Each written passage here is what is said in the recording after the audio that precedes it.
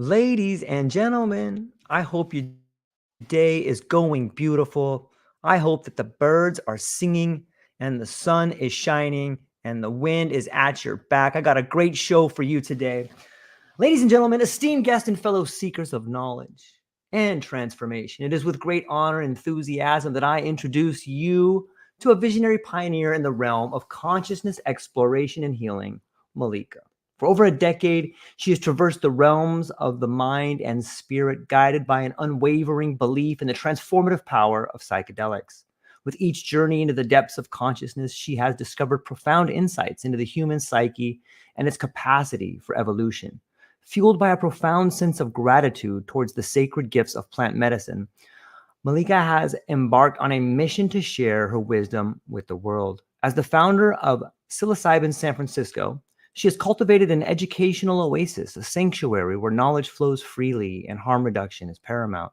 Through her tireless efforts, she illuminates the path towards responsible and intentional psychedelic use, nurturing a community of seekers dedicated to personal growth and healing. Her journey is not merely one of experiential exploration, but also of scholarly pursuit. Armed with a master's of science in psychology from the United Kingdom, with a specialization in psilocybin, she seamlessly weaves together empirical research and firsthand experience, bridging the gap between theory and practice. But her brilliance extends beyond the realm of psychedelics. With a wealth of experience as an event manager, including a remarkable company exit and a distinguished tenure as a TED licensee, she embodies the spirit of innovation and leadership. Her passion for bringing people together transcends cultural and linguistic boundaries, as evidenced by her volunteer work across more than 70 countries and her fluency in 5 languages. Today, nestled in the vibrant tapestry of San Francisco, she continues her quest for understanding, delving deeper into the mysteries of psychedelics and their profound implications for personal growth and healing. As we embark on this journey of exploration and discovery, let us open our hearts and minds to the infinite possibilities that await us. Thank you so much for being here, Milica. I hope I'm saying your name right. Is that the right way to say it? Actually, you pronounce it Milica, but I'm used to in the US. It's Melissa, Militia, whatever it is, it's fine. It's just a name. You will meet the core of me soon.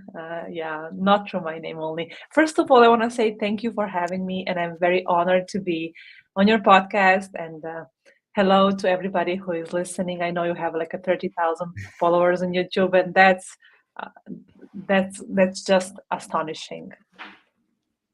Thank you. Thank you for that. I think that when we talk about the topic of astonishing, psychedelics come to mind and helping people and their transformative journey comes to mind. Maybe you could talk a little bit about what was it that kind of brought you to this crossroads of psychedelics and consciousness? Well, I was a stupid teenager. That's how it happened, and Nice. yeah, I wanted to try anything that is new, that was making me exit my boredom, and that's how I tried mushrooms for the first time. Of course, I didn't know anything about harm reduction. I didn't even understand that harm reduction is needed and education is needed before you try. Um, and Yeah, I did it recreationally. I did it for fun, and I had a few stupid, few stupid moves along the way. But eventually, I learned. Now, like 10 plus years into my psychedelic usage, I understand the importance of education before anything and harm reduction. That's why I even started psilocybin SF to educate people. So it started as a seek for exiting the tool to exit the boredom, but then it turned into a tool for consciousness evolution. And that is what I use it for today. I use it for consciousness exploration and to spread my limitations and boundaries of my subconsciousness and consciousness and all that is. It's a wonderful beginning. I think so many people have found themselves in that same particular avenue. And it kind of sometimes you'll hear the phrase it's all medicinal. When we look at the ways in which we used it recreational as kids, in some ways that was our first, pulling back from the veil and getting to see different points of view. And in some ways it's your introduction to philosophy when you get to maybe on a recreational journey with some friends, staring up at the stars and listening to some music, all of a sudden you have all these thoughts that just come pouring into you on some level, right? Yes, and I actually believe that all philosophers used some kind of psychedelics in order to um, allow their thoughts to move so freely. Maybe not them all, but most of them, some kind of Yeah. opioids for sure, some mind altering um, substances, just for them to, not only them, but like artists, like many visionaries in the past have used psychedelics, even though it's not well known and it's not well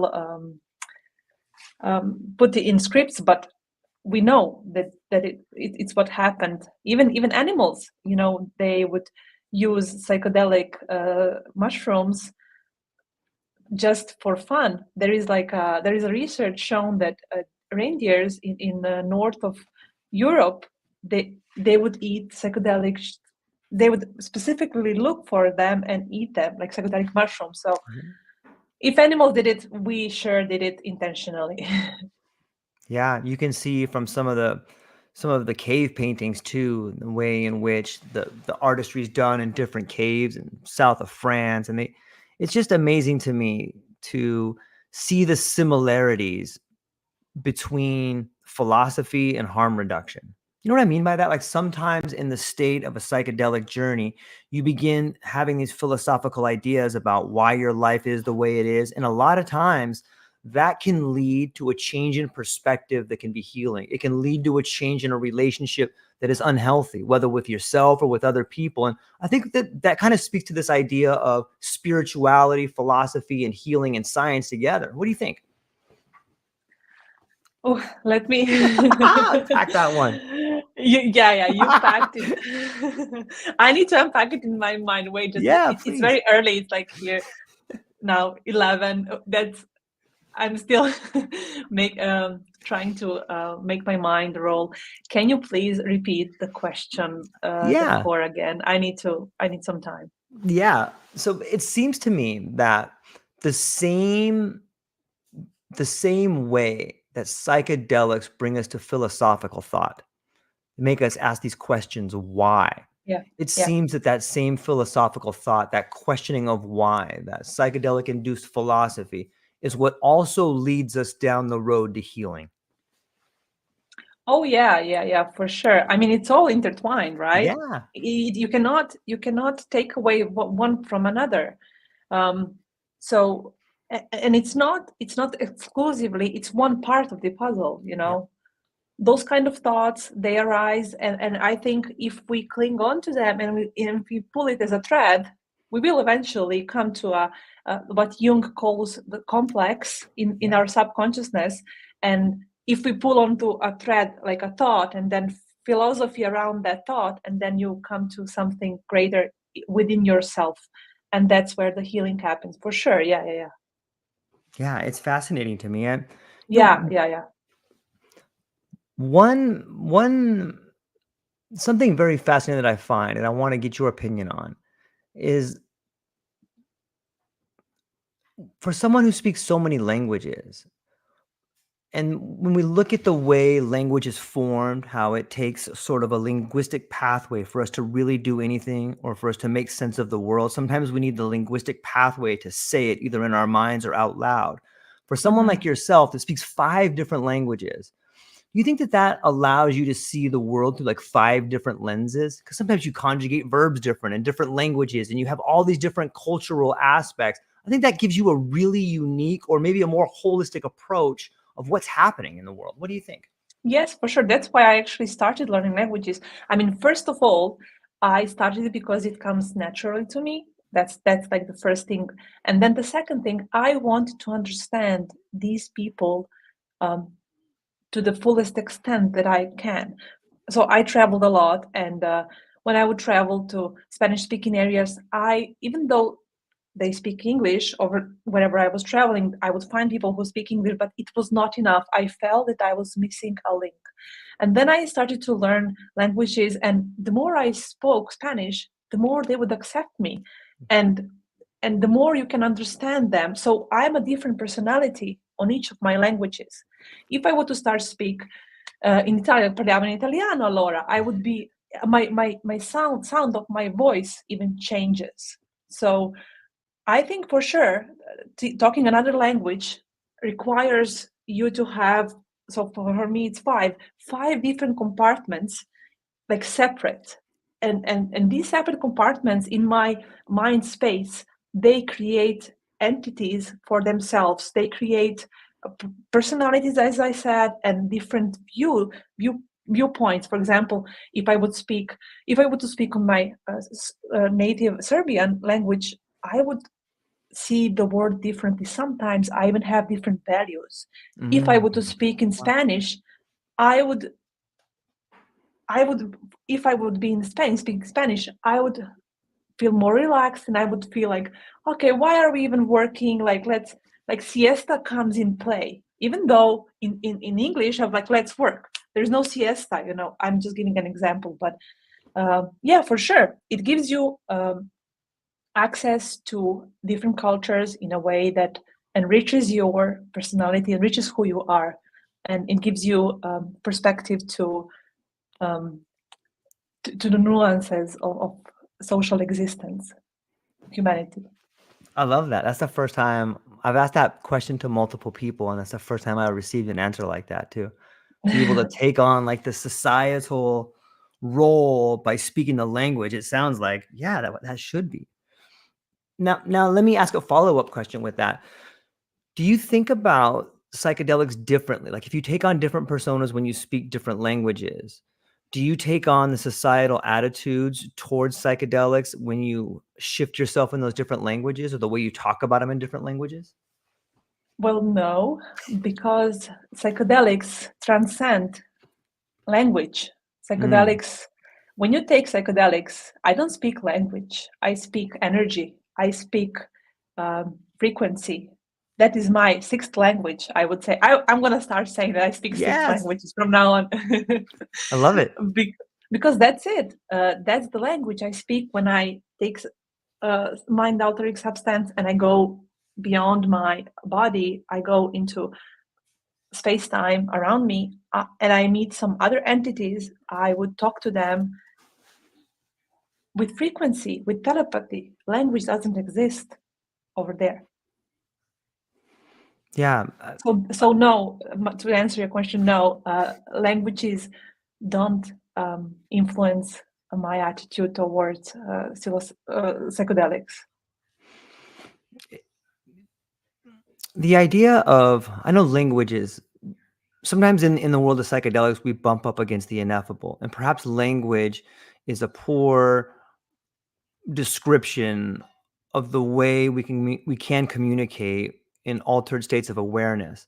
But it does seem like, if I'm permitted to use that word language for a moment, on a really high dose psilocybin trip or psychedelic state, it does seem like frequency communicating is the thing. Like you can look at a plant and begin to understand that, wow, this particular plant grows a third of the way up the tree and it puts out a flower at 47 degrees on Tuesday, January 7th at 2:33 p.m. Like it knows how to do it. And like you're seeing that language in real time, be it frequency or language. Or maybe you could speak a little bit more to this idea of understanding frequency and language and communication of these altered states.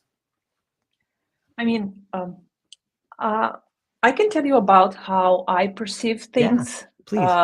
but as we all know, this is only my perception, and we still to this day don't understand many of these altered states of awareness, as you said. So the thing is, for me, being on a altered state of consciousness induced by psychedelics, it's the one and only, the ultimate language, for the lack of better words, the ultimate means of communication. That's better explanation, because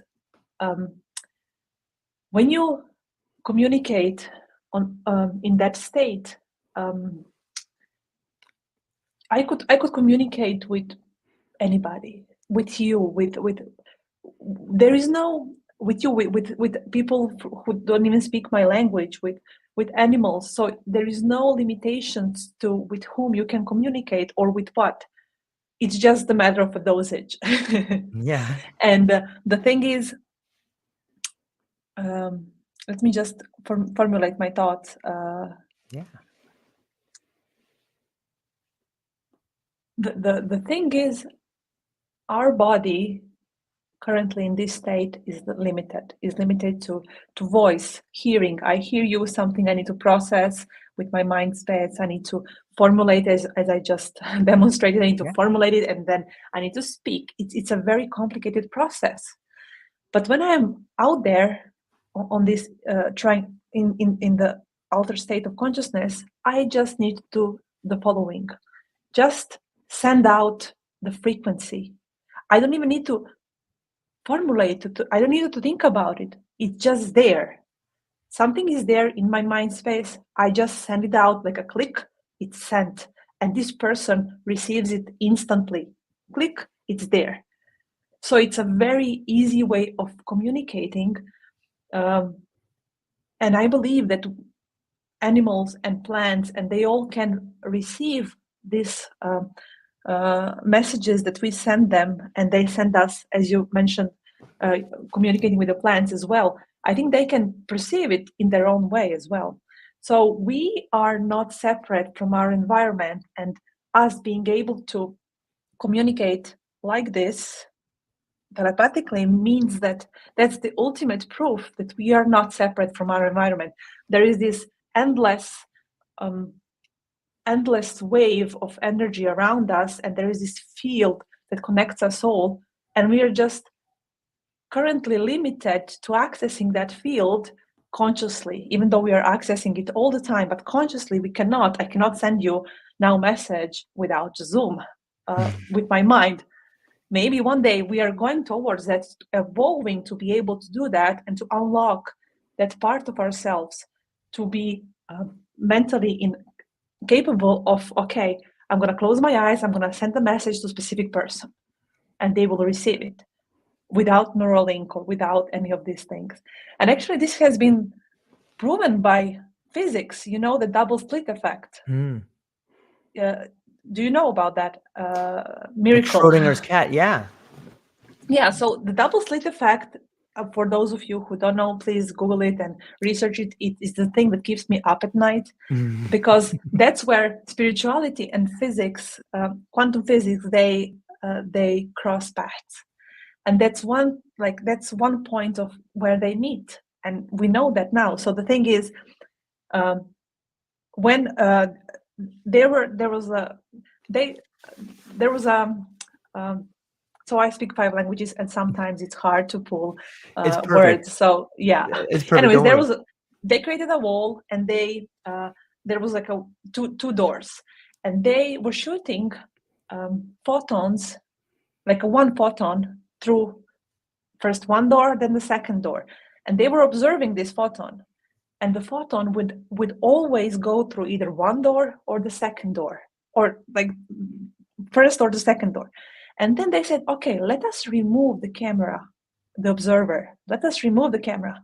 When they remove the camera, the photon, they shoot it once, the photon goes through both doors.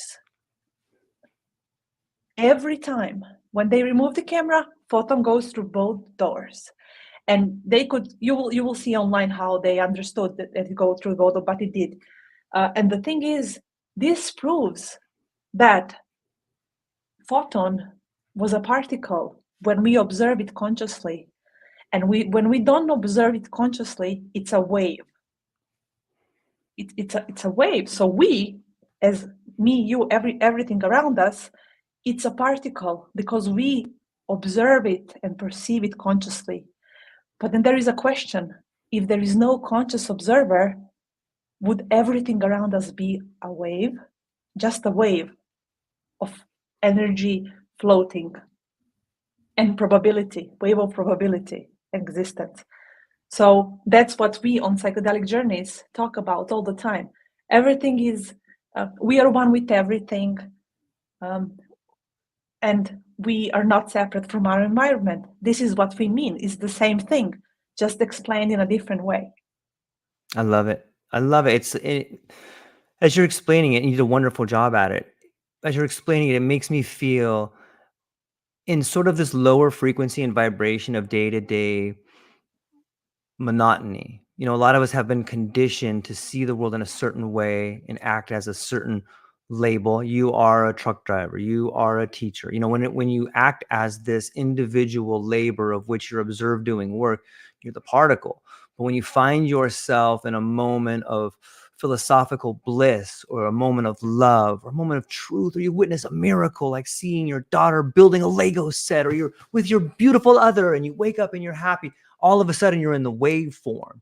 And I'm curious. I'm hopeful that we're evolving into an understanding of that we can change between both.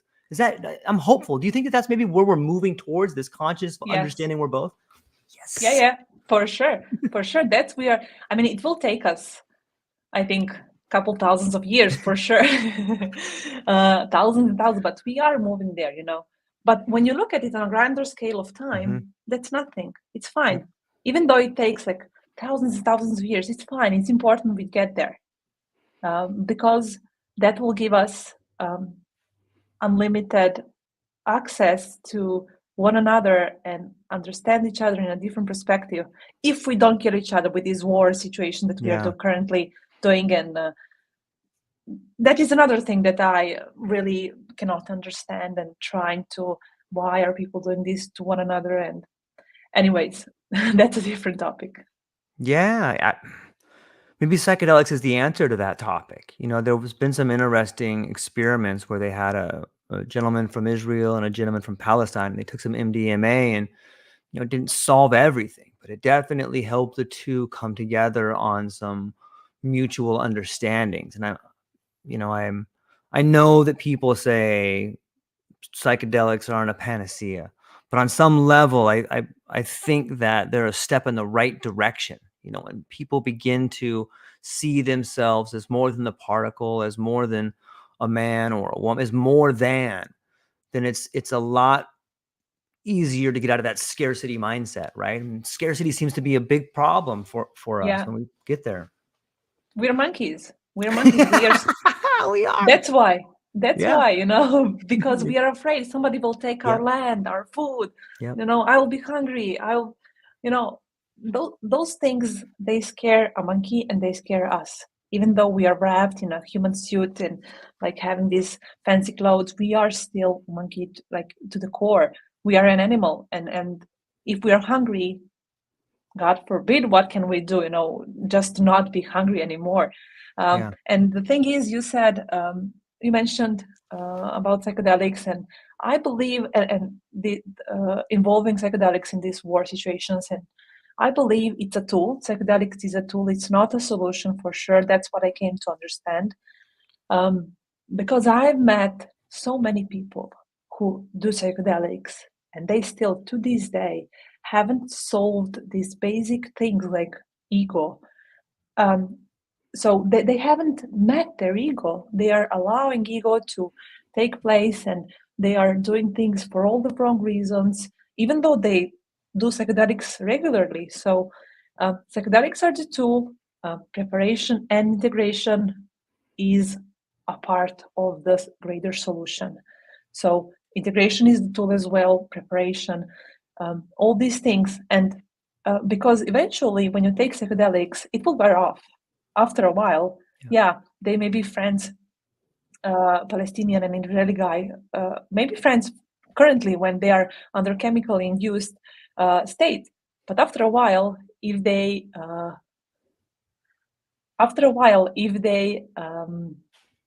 just continue with their own lives in their own environment, maybe they're going to be polluted again. So it's a tool and it can help, but it takes time and it takes a lot of work.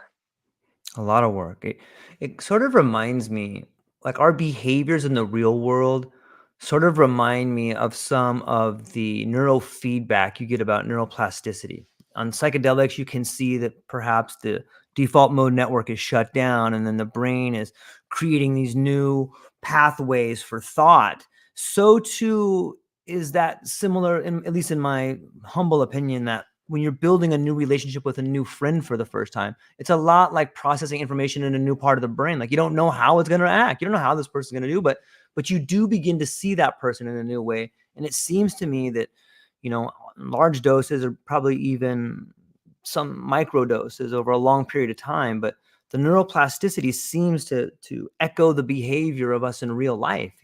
What's your take on? Is that too far out there, or what do you think?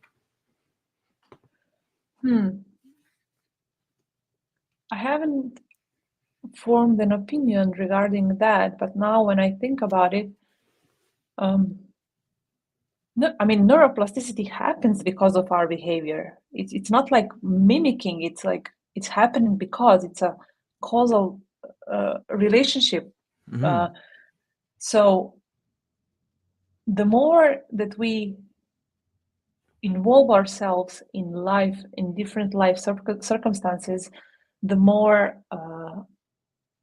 neuroplasticity will happen. And that is why actually psychedelics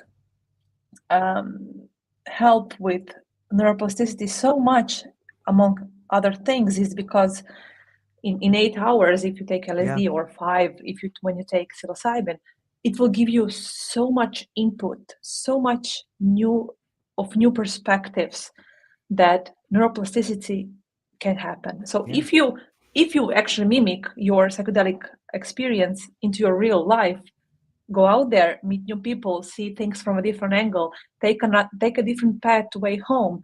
If you try to induce different ways of living, even to the micro situations, neuroplasticity will happen. And it's connected. It's like not mimicking, but it's connected, for sure. Yeah, it's fascinating to think of. And it gives me a lot of hope to think about the way in which you can be granted, or sometimes on some high, I had a recent dose where I had some really fantastic insights in my mind. And it seems to me that the answers to problems are not so much learned behavior as they are revealed to us. And it gets back to this idea of language, or resonance, or frequency that we see in the world. Maybe we just see this frequency for the first time, but it seems like the answers, probably in relationships, and probably even mathematical and problems that we have in society, are revealed to us when we're at these altered states of awareness. Instead of going to school and learning from somebody, it seems like the big questions are often revealed to us, at least in my opinion. What's your take on that? I would but psychedelic trip is also some kind of a speed up school, speed up lesson. Yeah, well said. Well said. So it's not like that that we go there, and because also in the school they reveal things to us. If you're a child and if you go to school, you don't know how to multiply, and they reveal the multiplying to you. It's like from a child's perspective, because Right. child didn't know it existed. So it goes to school, it's revealed to the child. So we are the children here when it comes to psychedelics. We go there like we go to school, and they reveal something to us. Maybe there are some species out there that already have this knowledge as a part of themselves. Maybe when we go to psychedelic states, we are the children and they're grown-ups in these states already, somewhere out there. So the thing is,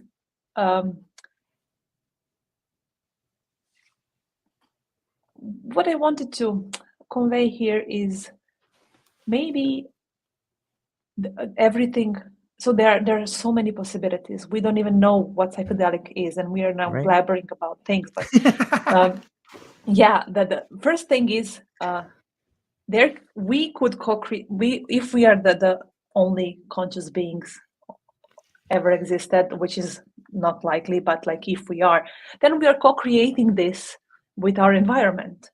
That's first thing. Second thing is, if we are not the only one and there are others, and we can communicate with them through some infinite environment energy network, um, what if they are more advanced than us and they're showing us things through psychedelics? Um, so there are many possibilities. I cannot even fathom. Even to this day, actually, when I take psychedelics and I'm having a psychedelic trip, I wonder: is this all in my head? Is this all um, a movie that I watch in my head, or is this really happening? Even though I'm, of course, opponent to this is happening. This is the most real I have felt in my life. Um, and if you were to ask me, I would say, yeah, this is happening. But in order to stay objective and to approach things with critique, with a critique point of view as well, I must ask a question: is it all a movie? Is it all a projection of um, our experience to this day? And is it all um, is it only that we can access some kind of collective subconsciousness and we are just taking stuff from there and we are seeing, and then we think it's a part of us? I don't know. It's nobody wrote manual on how to be a human and how to use the brain, so it's very thought provoking It to is thought to talk provoking. about these things. Yeah. Yeah, and sometimes maybe you have experienced this where under heightened states of awareness, or like a really large dose of psilocybin, for me, maybe like 10 grams, there's this time slicing that happens where I can see my life play out through multiple lifetimes. And when something like that happens, it's like you get a glimpse of what could be possible. Like, yeah, here's the movie and here's where it could have gone. And then you get to play out that entire lifetime in about an hour, or what feels like a wave of time that flows by you, and you're living 5 different lifetimes. And then it subsides again, and you're like, did that just happen? Which one am I in right now? Did I cross over to a different one? And it makes me get back to this idea of the earth being a school, and these particular types of things being almost like in exogenous neurotransmitters. Like maybe the earth is providing us with the nutrients we need to evolve on some level. Have you felt that time slicing before? What's your take on that? Of course. I think many of us who delve in high doses been there. Um, it's weird. First of all, of those of you who haven't experienced that, I can say like it's weird because you Yeah. can see yourself with a different family. Like Yes. at the time when I experienced that, I saw myself having children with a. In one of them, I was even a lesbian. In another one, I was being a janitor. Like in another one, Yeah. I was a so another friend mentioned, oh, I was a turtle in a war. Like what the heck? What are those things? How can I experience the whole lifetime in an hour? Yeah. And I see it happening, like from me being a child, then Mm-hmm. going to school, and then it messes up with your reality to the extent where you cannot shake off once the trip wears off. You cannot shake off these other lives because you were a part of them. You were emotionally invested. Yeah. It's so weird, and I don't even understand. If I were to come back to my question, is it a movie or is it something that we really live through? It's whatever it is, it stays with you. It's an imprint on your Mm. personality in this life, because you cannot forget it. You cannot. Now it's now it's shaping you for sure, knowing all these things, and it's wild. It is wild. It's so uh, amazing. I really enjoy talking about it and learning about it and experiencing it and getting to bounce ideas off other people in similar situations. But I know that you've got a whole world of business that you're doing with Bizdelics in San Francisco, and you're touring and stuff. Maybe yeah, we can get into some of this stuff about what you've got yeah. going on and what you've created in this particular environment. So as we started to talk about harm reduction, this is the one thing I really wanted to give back to the medicine, and this is the one thing I felt called to, um, with doing some kind of work with mushrooms and helping people understand, um, specifically general public, what are um, what is the preparation, how to navigate the trip, how to integrate the trip.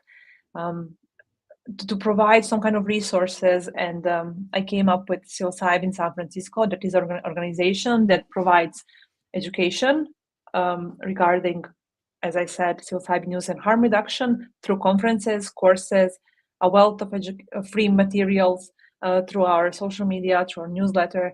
And every time I take mushrooms, um, after I started it, I have this moment or several moments where mushrooms come and they talk to me and say thank you every single time for doing it. And that's how you know you are on the right path, because the medicine is supporting you and they encourage you to continue. That can be, getting back to my question about is it a movie or not, that can be my imagination just telling me that I'm where I need to be and I should continue, and it's giving me, my subconsciousness is motivating me to continue by doing that. But it can be the mushroom as well. Uh, I cannot say that is not, because I feel as if I'm talking to entity of mushroom that I'm taking. So that's one thing. And the second thing I'm working on is psychedelics. So the first thing is for general public. The second thing is for the psychedelic industry specifically. Psychedelics provides resources um, for the industry. And I started by creating a list, psychedelic ecosystem list. Now currently has 500 entries, but this month will become 3,000 entries from the psychedelic space because of generosity of this community that we are a part of. And they all donated their databases to me, and now I've processed the data and I'm about to publish. It's going to be a 3,000 list. If you want to understand who are the players, who to contact for what, just go to psychedelics.com, and it's a free resource for everybody to use. And the second thing is, because when I created the list, uh, it provided value, people reacted, it's all great, but then the list was dry. There was only names. So I decided to showcase people who are moving this industry forward. Who are these people? I wanted to showcase it to everybody and say, look, if they could do it, you can come. Let's all create this beautiful movement and industry to become soon, together. Yeah, it's in some ways, it seems like the human mycelium, right? Like people are growing together the same way that the mycelium under the ground grows together. And then it produces fruit at this conference, or it produces fruit Yeah. in this PTSD, or in this thing over here. It's so amazing in its similarities, isn't it? Yeah, yes, it is. And I will continue to talk about mycelium and all that. I just need to tell you about one thing Yeah, um, please. that that just came to my mind. So I wanted to share that because I interviewed so many people from the psychedelic space, and every time we talk about what they did before this industry, they would, or I, or together we would refer to is at in my past life. Yeah, yeah. So, so the thing is, people who are in the psychedelic space, they're here to stay. This is their new life. It's not new job. It's not like something that they're gonna do now and then after a few years. It's like their new life. They're born again into this life and being in the psychedelic industry, and it's a calling. And not everybody um, uh, can be here for money only, because somehow the medicine and the intricate web of energy and psychedelic realm will kick you off. You need to be here for the purpose. So that's what I wanted to share. And regarding mycelium, yeah. So psychedelics it was referred, and me personally, as the mycelium of the psychedelic space, and that's why I renamed it. Actually, in my Instagram bio, if you go there, you'll see it's mycelium of the psychedelic industry, because people uh, connecting and doing business for me is the greatest joy. I don't care about leveraging those things. I just want us all to connect on a mutual ground and create something beautiful, something that was not there before. And mycelium does that as well. Mycelium just connects, and for example, if one tree needs nutrients, it Yep. asks through mycelium to come like another, please send out anything, and other trees around them send the nutrients to this tree that needs it. So this is how I want us also to operate in the psychedelic space. If I would ask everybody, how can I help you, and then they would tell me, and I would try to find nutrients with another people and send to this person, because I don't believe in competition as well in the psychedelic space. We are all here for the same reason, for the same purpose. And if I see somebody doing similar things as I'm like, okay, let's meet up. Let's share resources. Let's help each other. Let's not replicate the societal behavior that did with other industries, because why should we? Let's create our own values, and let's be mycelium and not and play together and not against each other. Yeah, it's really well said. Thank you for doing that. You can almost see the the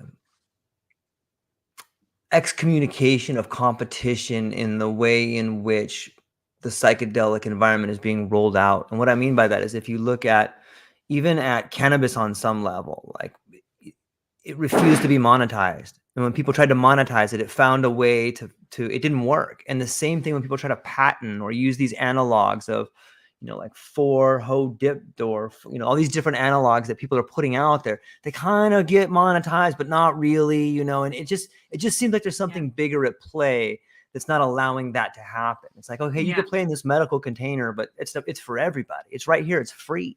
It's kind of beautiful in a way, isn't it?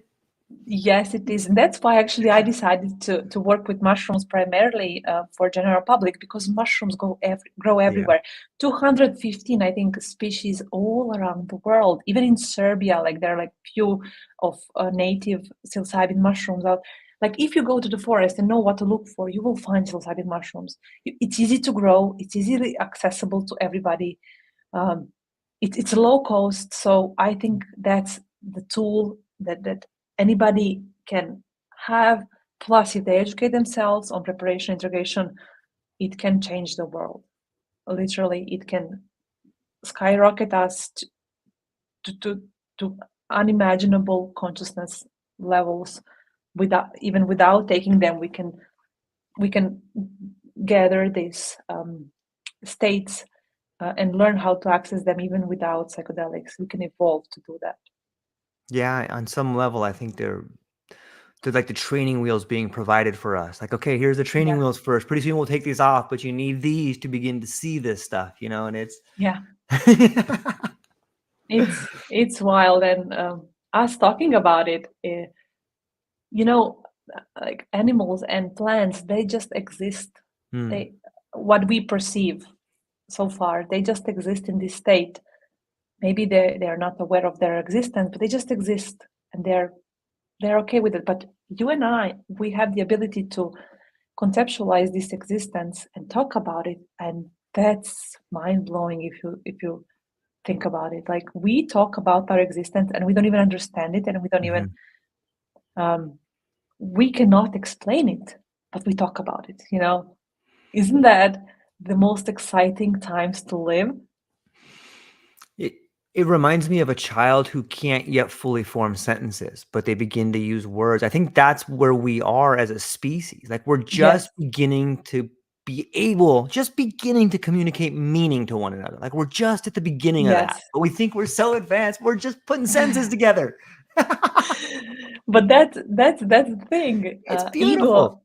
ego is needed. Ego is very much necessary Yeah. in this world. Um, so the child, I have a child and my own child, so I see Congratulations. it. Yeah, thank you. I see it on his example. He doesn't understand that he is a separate person from me, because his ego is still not formed, and he needs ego in order to survive. And ego is good. Sometimes we mention ego as like, oh, ego is bad. Yeah, ego is a tool. You can use it for bad things, but you can use it also for good things like existence and etc. Anyways, yeah, uh, the I when I speak, I just sidetracked so many things. It's all Just right. I do what the I same wanted thing. to, what I wanted to point out here is that uh, yes, our ego makes us think that we are more advanced than we are, makes us empowered to think that we are the higher species or something. Some Minor. sound startled me. Sorry. Yeah, uh, ego makes us think that we are higher species and then we are more important than everybody else around us. But that is needed for us for our survival. That is actually needed. But it's good that we have humans like you, like me, like-minded people who understand that we are just babies trying to talk, and we still blabber because we don't really know what's happening. Is it a simulation? Is it a this or that? Or are we collectively a part of a one brain cell of a giant somewhere that's Yeah. pulsing, or we don't even know what's happening? Is there like one consciousness, or are there many consciousness and they're brothers and sisters and they communicate? And are they so many possibilities and questions that it's just impossible to fathom with this monkey brain? Yeah.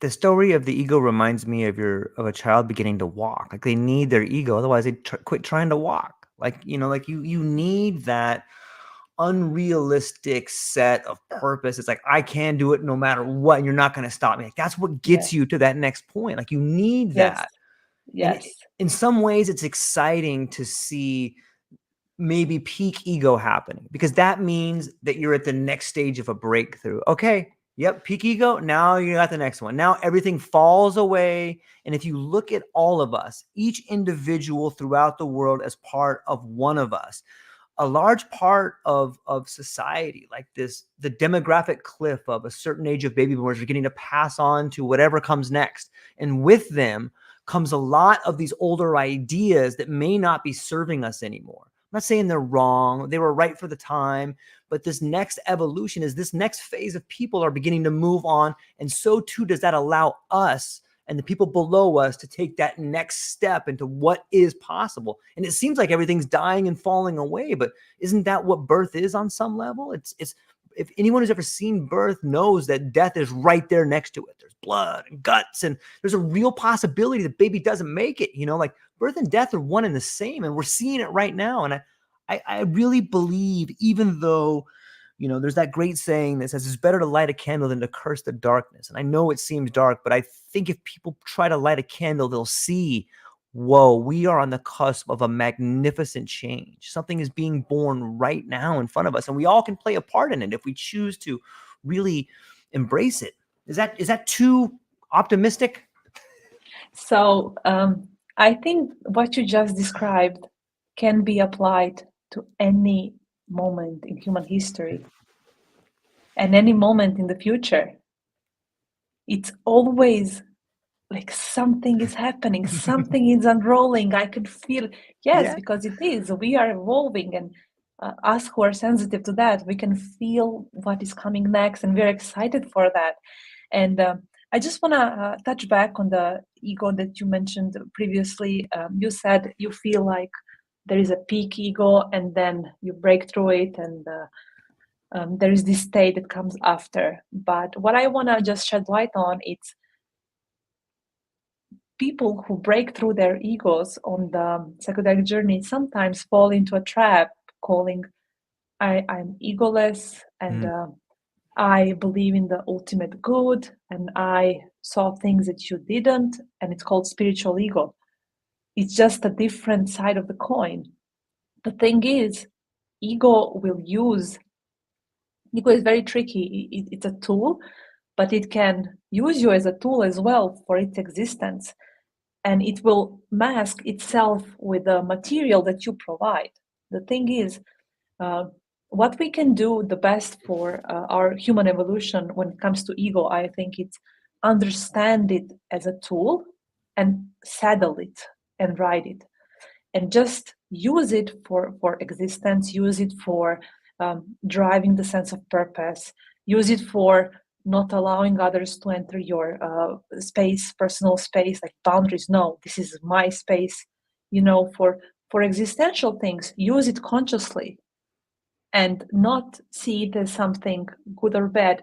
When ego peaks, it's just what it happened when it peaks for the first time, I would say. It just happens that the boiling happens for you to see your ego for the first time, and it enlarges so you can see it for the first time. And once you see it, it pops, but then it starts growing in a different environment.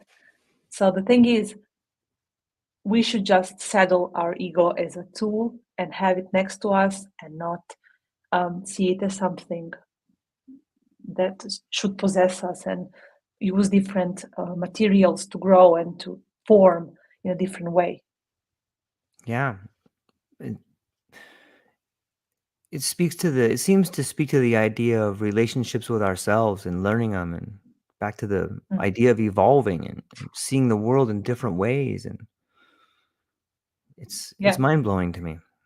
yeah. We have so many parts of ourselves that um, like soul. Soul Mm, is a tool as well, as I perceive it currently.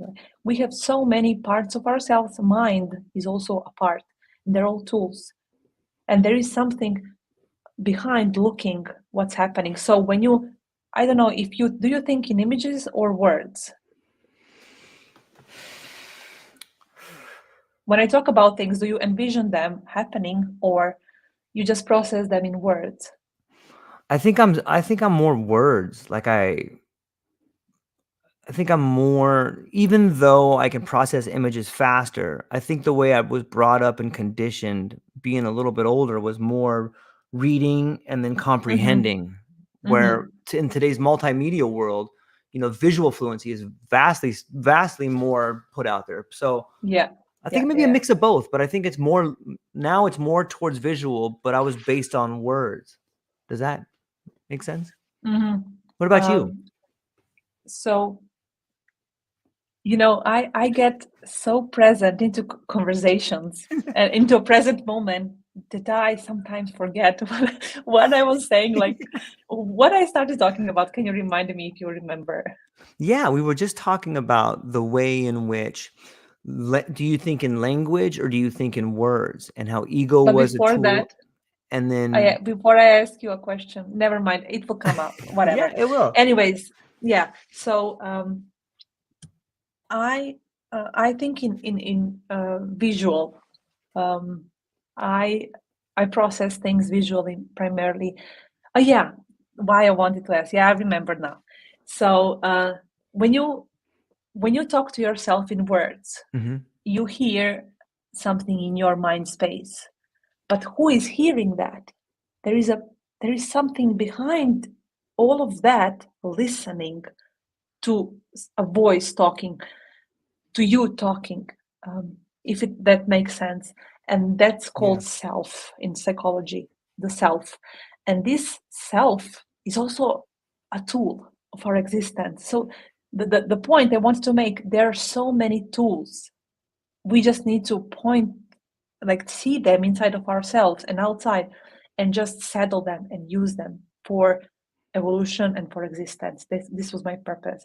And we can continue to talk now about the visual and word thinking if you like.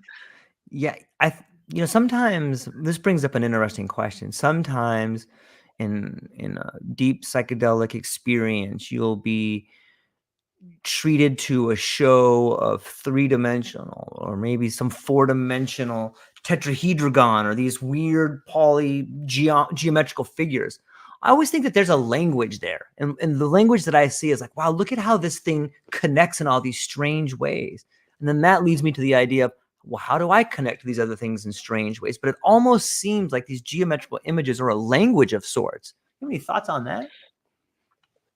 I would think that they are a a different way of communicating for Mhm. sure, presenting complicated things in a simple way that we can perceive them.